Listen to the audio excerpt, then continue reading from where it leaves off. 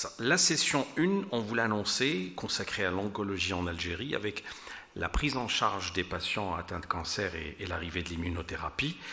C'est une nouvelle, en tous les cas, qui aujourd'hui est accueillie favorablement par les professionnels de la santé. Elle figure parmi les protocoles de traitement des cancers les plus répandus en Algérie. Je parle bien sûr de l'immunothérapie, récemment élaborée par le ministère de la Santé, à savoir les cancers du sein, poumon, colorectal, l'estomac et la prostate. L'immunothérapie ouvre la voie à une survie durable du patient en limitant la propagation de certains cancers, en contrôlant également leur évolution au stade métastatique et en améliorant le pronostic du patient. Pour en parler, nous avons le plaisir de recevoir le professeur Adda Bounedjal, professeur Wahiba Hadjoudj, professeur Esma Kerboua, professeur Hassan Mahfouf, professeur Reda Djigdjik et professeur Merzak Ranaout. Je vous en prie.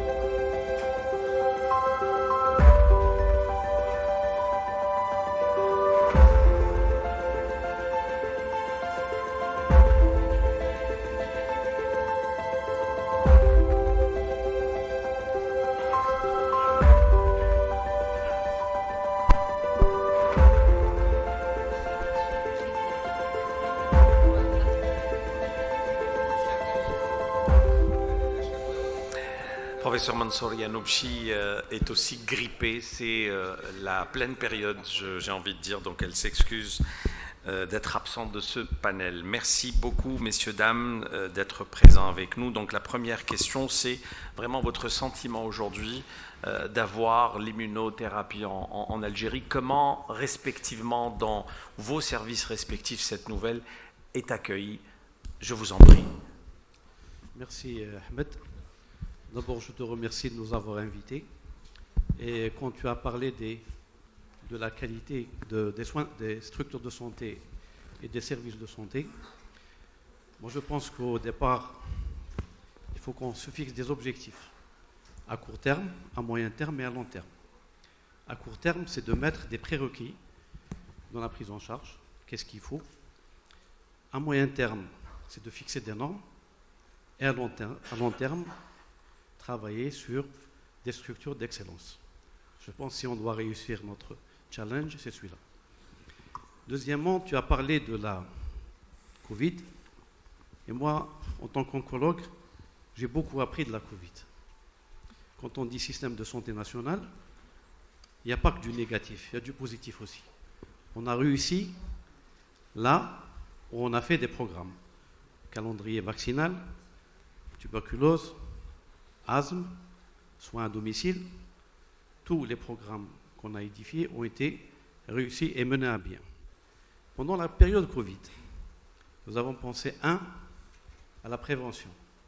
Les gestes barrières, les médias lourds, tout le monde en parle, tout le monde en a parlé, et on les a utilisés, on ne les a pas utilisés. Deuxièmement, le dépistage.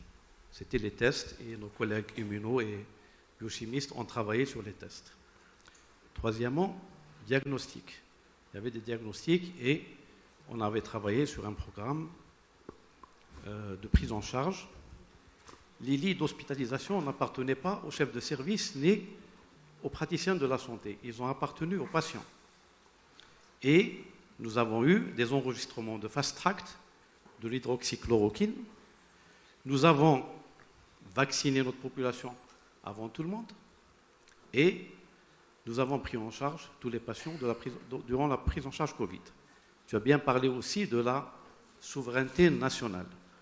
Quand on parle, j'ai bien aimé quand tu as dit souveraineté nationale, quand on parle de souveraineté nationale, c'est les autres qui doivent s'adapter à nous et pas nous qui doivent s'adapter aux autres. Donc l'immunothérapie n'est qu'une partie de la prise en charge d'un patient atteint de cancer, du traitement médicamenteux. L'immunothérapie, c'est vrai qu'on l'a attendue, et quand on regarde la cancérogénèse, il y a le système immunitaire, il y a la cellule elle-même, donc c'est beaucoup plus les cytotoxiques qui vont avoir un effet. Il y a l'environnement angiogénique, c'est les agents anti-angiogéniques, et il y a les récepteurs des différents molécules sur lesquelles on parle de drivers moléculaires. Donc l'immunothérapie en Algérie a été enregistrée en 2017 et de 2017 à juillet 2023, cette immunothérapie n'a pas vu le jour. En ce moment, on l'utilise depuis juillet 2023 chez des patients bien définis, puisque nous avons, et grâce à tous les oncologues médicaux algériens, établi des guides thérapeutiques. Sur les guides thérapeutiques, quand on les a établis, on a pris uniquement les indications enregistrées à l'époque. Ces guides thérapeutiques ne sont pas immuables, puisqu'on on est en train de travailler pour une nouvelle version des guides thérapeutiques qui va comprendre toutes les autres localisations qu'on n'a pas pris en charge, et bien sûr les localisations dont on a pris en charge. Et en fonction des enregistrements, en fonction du service médical rendu, les traitements seront adaptés ou réadaptés. Pour l'instant, l'immunothérapie en Algérie n'est indiquée que pour les mélanomes malins, que pour les cancers bronchiques quand le PD-L1 est supérieur à 50%, et aussi pour les cancers de l'estomac, MSI high, c'est une population qui ne fait que 5%, et donc qui nécessite ce traitement. D'accord, très bien. On continue à faire le tour de table avec bien sûr les témoignages de vos services respectifs et l'arrivée de l'immunothérapie. Je vous en prie, professeur Bounja. Merci Ahmed, merci pour l'invitation. C'est un plaisir d'être parmi mes amis ici. Juste, j'aimerais bien attirer votre attention dans le traitement innovant, bien les molécules innovantes. Il n'y a pas que l'immunothérapie. Il y a la chimiothérapie deuxième génération maintenant, troisième génération maintenant qui est disponible en Algérie. Il y a la thérapie ciblée. Il y a aussi l'hormonothérapie de deuxième génération. Par exemple, pour le cancer de la prostate, il n'y a pas l'indication de l'immunothérapie, mais il y a l'hormonothérapie de deuxième génération qui est maintenant disponible en Algérie. Pour le cancer du sein, maintenant, il y a la thérapie ciblée qui a fait ses preuves par rapport à l'immunothérapie. Pour ça, il y a les 4 classes thérapeutiques maintenant qui sont disponibles en Algérie. Certes, l'immunothérapie a apporté un plus dans notre arsenal thérapeutique et en même temps, elle améliore la survie des patients. Par exemple, il y a 25 ans, quand on a commencé l'oncologie, la survie sans progression ou bien la survie globale ne dépasse pas les 6-9 mois. Mais maintenant, avec ces molécules innovantes et traitements innovants, les molécules innovantes et le traitement innovant, on a dépassé les 5 ans. Par exemple, maintenant, pour le cancer du sein, malgré métastatique, la survie dépasse les 7 ans. Par exemple, pour le cancer de la prostate, parfois, on dépasse les 10 ans. C'est un plus pour les patients. On doit respecter les guides thérapeutiques qui ont été publiés par les oncologues algériens. Pour le moment, on est à 6 guides thérapeutiques. On va terminer les restes, Inch'Allah, d'ici fin d'année. Pour l'immunothérapie, par exemple, si on parle de l'immunothérapie au niveau international, le FDA ou bien EMEA, il y a plus de 20 indications au niveau mondial, 20 localisations où l'immunothérapie est indiquée. Mais en Algérie, pour le moment, il y a 2 qui sont sur les guides thérapeutiques, mais il y a les autres qui ont été enregistrés, plus de 5 maintenant. Il y a 7 indications de l'immunothérapie en Algérie. Très bien. Allez-y, professeur Kerboua peut-être. Oui. Je vais pas trop m'étaler puisque mes collègues ont très bien posé le problème. Donc nous l'avons accueilli avec énormément de joie puisque nous étions inquiets. Les produits étaient enregistrés depuis 2018. Nous avons accusé, nous étions inquiets par rapport au retard pour faire bénéficier justement nos patients de cette magnifique innovation thérapeutique. Moi, j'appelle toujours innovation l'immunothérapie parce qu'elle n'arrête pas en fait de s'élargir dans plusieurs indications. Donc, sur les 22 indications en international, nous avons quand même 13 indications en Algérie. Ce qui n'est pas du tout négligeable. Les recommandations que nous avons établies étaient justement dans un but d'optimiser cette thérapeutique qui coûte cher, il faut le dire, et donc nous avons essayé de l'optimiser en la donnant aux bons patients au bon moment. Donc, en plus de cette immunothérapie, nous sommes très contents d'avoir les thérapies ciblées, notamment dans le cancer du sein, l'hormonothérapie dans la prostate, Et puis, je pense que les résultats sont éloquents. C'est des survies qui dépassent maintenant 10 ans. Très bien. Professeur Hadjouj. Fini avec les services utilisateurs. Bon, oui, bon, c'est vraiment un premier tour de table juste pour placer les choses. On termine d'abord avec les services utilisateurs, puis après. Allez-y. Les services utilisateurs. Merci, professeur Hadjouj. Monsieur le secrétaire général, représentant de monsieur le ministre, monsieur le directeur général de l'ANSS, tout à fait d'accord. Inquiétude partagée par l'ensemble des utilisateurs de ces traitements innovants.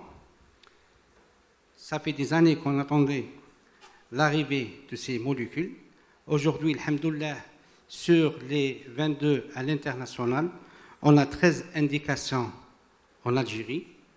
On travaille en étroite collaboration. Moi, je suis chef de service de pneumologie. On travaille en étroite collaboration avec nos collègues oncologues. Le problème, on ne peut pas satisfaire tout le monde. C'est un problème. Ces molécules coûtent cher. La santé n'a pas de coût, mais elle a un prix. On doit évaluer ce prix. Et surtout, avec les centres anti-cancer, les services d'oncologie, et il y a les autres services d'organes qui utilisent ces médicaments, molécules innovantes. Le plus important, c'est de bien déterminer le circuit des malades afin de minimiser cette facture du médicament et surtout donner la chance aux malades qui ont besoin. Merci. Très bien. Professeur Djidjik. Merci beaucoup. Bonjour tout le monde, chers collègues, honorable assistance. Alors, ce que j'ai à rajouter par rapport à mes collègues, en fait, l'arrivée de ces molécules, ça a bouleversé un peu le champ médical et la médecine d'une manière générale.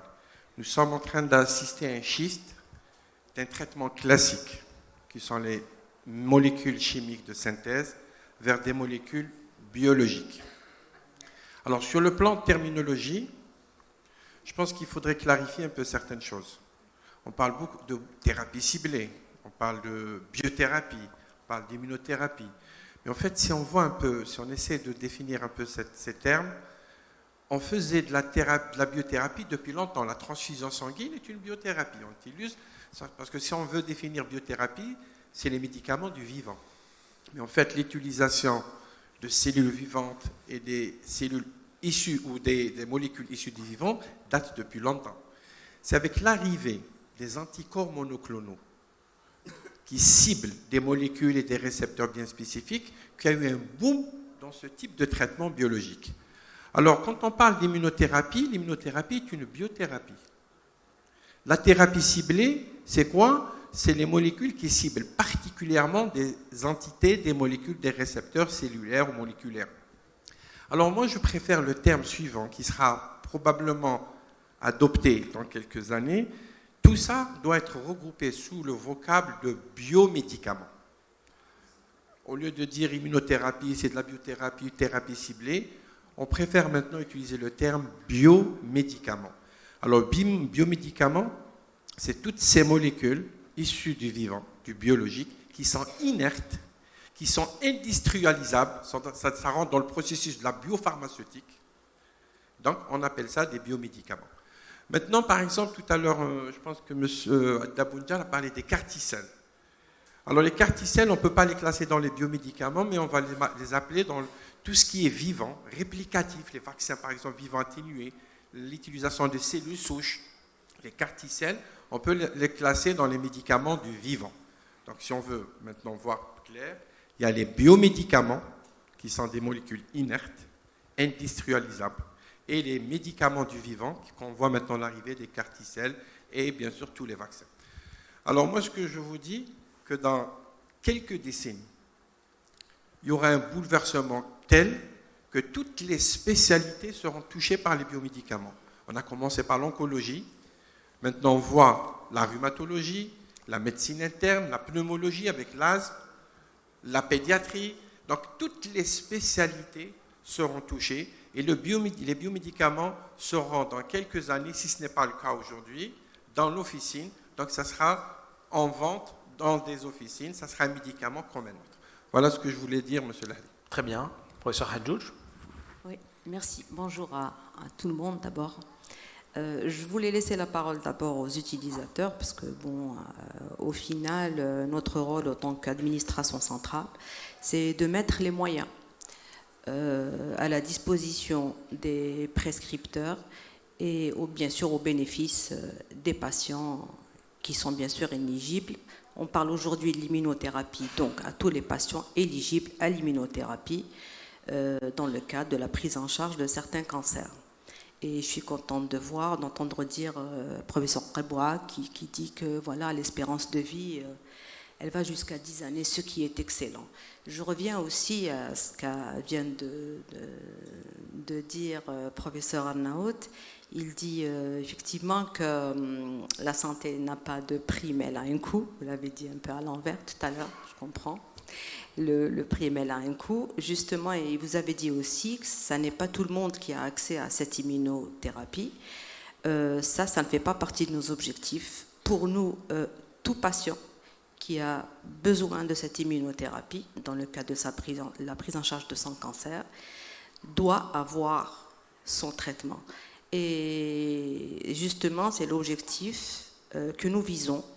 Et tous les efforts d'ailleurs que nous consentons en tant qu'administration centrale, c'est de faire en sorte que tous les patients aient accès à cette thérapie innovante, quel qu'en soit le prix, à condition, bien sûr, d'observer les bonnes règles de prescription, le bon diagnostic et que réellement ce patient a besoin de ce traitement. Là, on revient toujours, bien sûr, au coût, parce que comme je l'ai dit tout à l'heure, nous ne ménageons aucun effort financier pour la prise en charge, mais il faut que ça soit fait dans un cadre bien organisé. Et je saisis cette occasion pour dire à l'assistance, aux prescripteurs aussi, que le portail des prévisions pour l'année 2024 sera ouvert la semaine prochaine et que toutes les prévisions en matière de biothérapie ou d'immunothérapie se fera exclusivement par voie électronique. Je le redis encore, toute expression des besoins qui se fera par papier, comme ça se faisait auparavant, est bannie. Donc le portail sera ouvert la semaine prochaine et sur lequel tous les besoins seront transmis par voie électronique avec certaines précisions qui vous seront donc édictées à travers l'instruction qui sera également émise la semaine prochaine. Ça, je tenais quand même à le dire parce que voilà, c'est imminent. Comme ça, pour 2024, aucun malade ne sera omis. Et puis la continuité aussi des traitements des malades pour lesquels un traitement d'immunothérapie a été initié pour 2023. Ce qui est important à dire, c'est que ça ne sera certainement pas les délais qui ont été longs pour 2023, parce qu'il fallait contracter les marchés, et vous connaissez les procédures. Les marchés sont déjà signés, les laboratoires, donc fabricants, identifiés, et donc ça sera des marchés à reconduction tacite, et donc les délais seront certainement plus courts. Là, je tenais à dire ça pour le moment, et bien sûr, nous sommes dans l'attente de vos questions, auxquelles on se fera un plaisir de répondre. Merci pour cette précision. Alors, comme je le disais, les travaux sont en streaming, ils sont diffusés en direct sur les réseaux sociaux. Donc, il y a certes des professionnels de la santé qui sont présents avec nous ici même, mais il y a aussi le grand public qui nous suit via les réseaux sociaux. Est-ce qu'on peut expliquer aujourd'hui en 2 mots l'apport de l'immunothérapie pour une personne atteinte de cancer? Est-ce que tous les types de cancers sont concernés? Est-ce qu'on doit prendre en compte certaines nuances? Je vous en prie. Puisqu'on est avec le large public, l'immunothérapie, c'est quoi? C'est on peut schématiser ou bien simplifier les choses. On va introduire un produit qui va stimuler l'immunité de l'individu.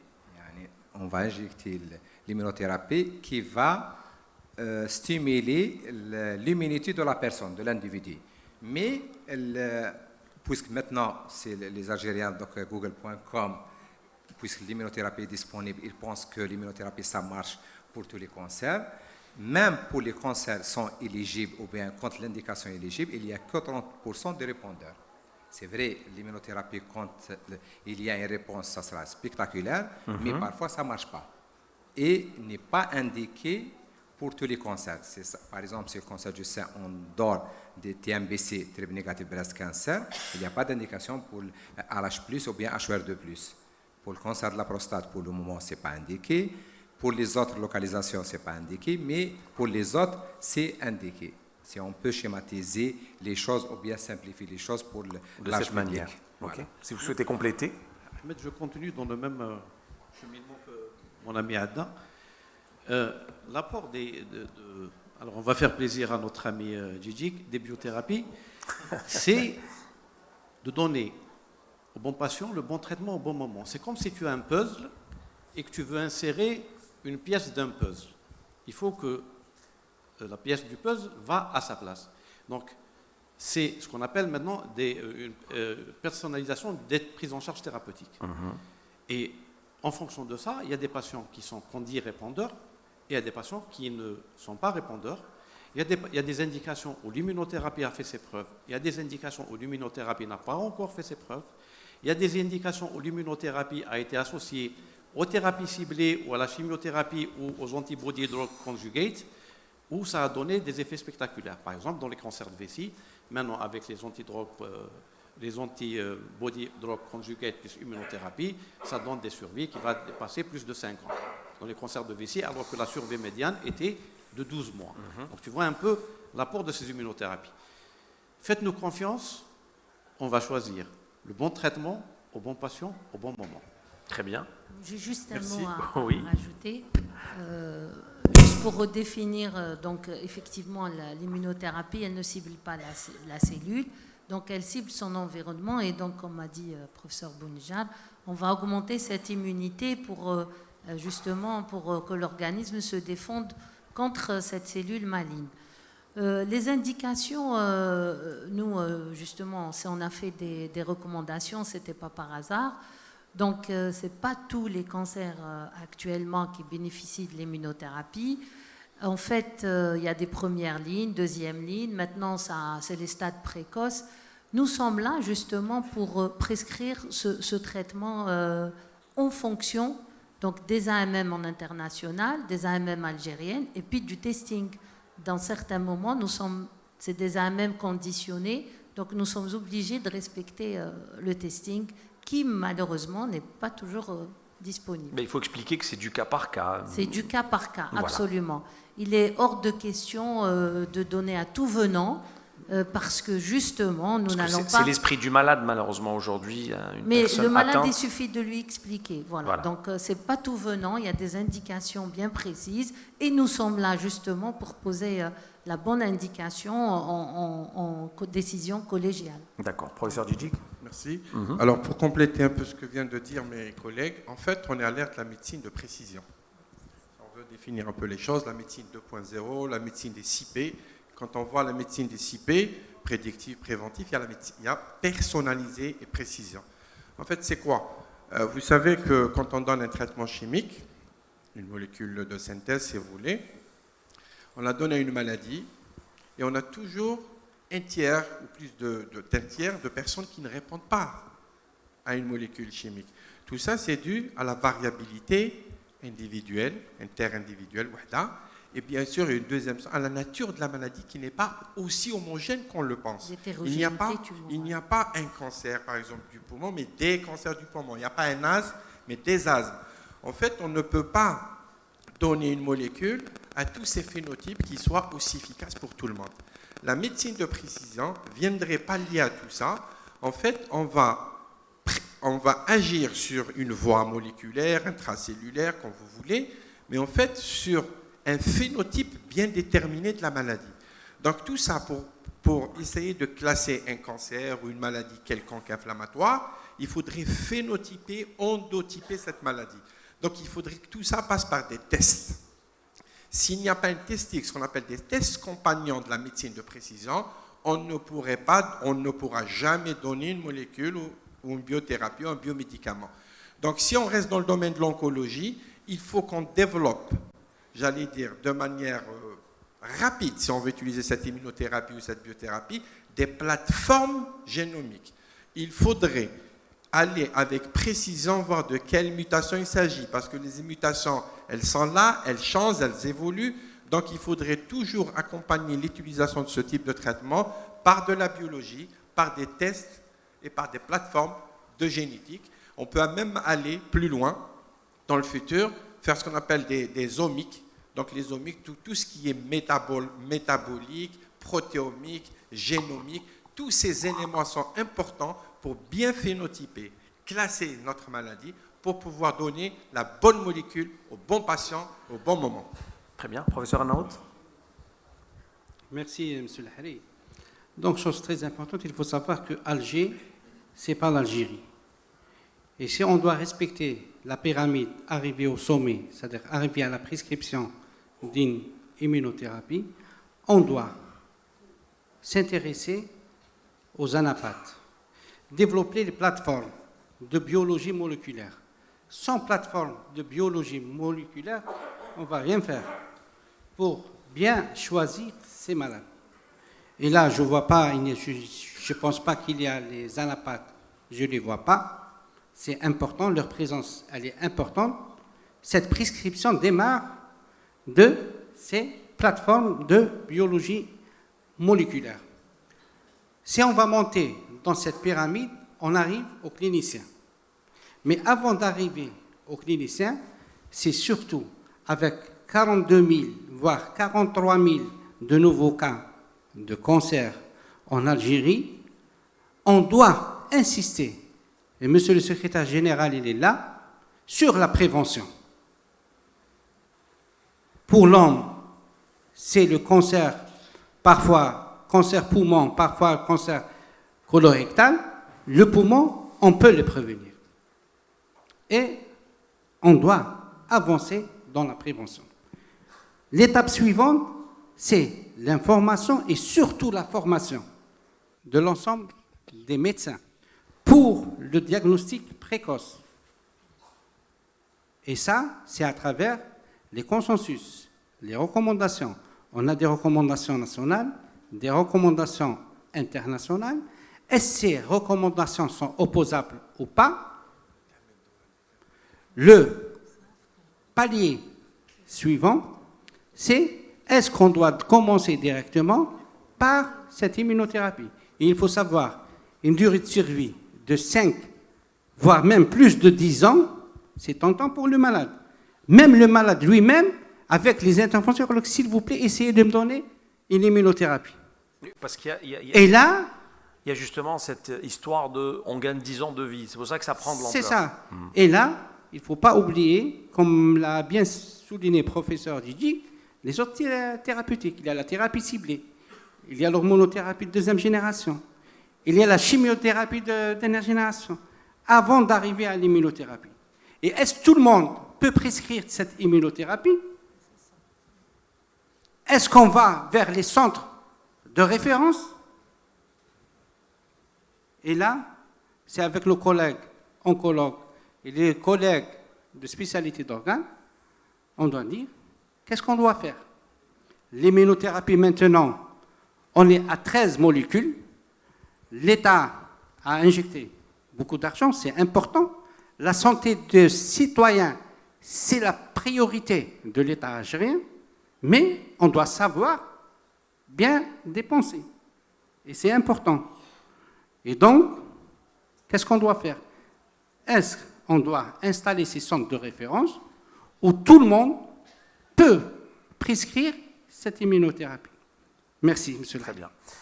Professeur Hadjoud, je vous laisse éventuellement conclure. Oui, en fait, professeur Arnaud vient de souligner quelque chose de très important. Tout à l'heure, quand j'ai évoqué un cadre organisé, les centres de référence font justement partie de ce cadre organisé. Effectivement, ce n'est pas tout le monde qui peut prescrire l'immunothérapie pour la simple raison, c'est que ça n'est pas un recours automatique, il y a des paliers de traitement avant d'arriver à l'immunothérapie. Est-ce que cette personne qui va d'emblée prescrire l'immunothérapie est suffisamment formée pour justement d'abord prévoir les différents paliers thérapeutiques ou de traitement avant d'arriver à l'ultime étape qui est l'immunothérapie, que je rappelle qui n'est pas systématique. Donc c'est vrai que c'est un point de réflexion qui mériterait d'être développé et puis et qu'on s'entende là-dessus avec bien sûr les experts en la matière. Encore une fois, pour conclure, je dis que nous sommes à l'écoute des prescripteurs pour l'intérêt des patients, bien sûr, et nous sommes ouverts à toute proposition qui irait dans le sens de l'amélioration de la prise en charge en général du malade et en particulier du malade atteint de cancer. Et je vous remercie. Merci, applaudissements pour cette première session. Merci à vous. J'aimerais aussi rendre hommage ce matin au professeur Kamel Bouzid qui est présent avec nous dans la salle. Je tenais personnellement à l'inviter, à le convier.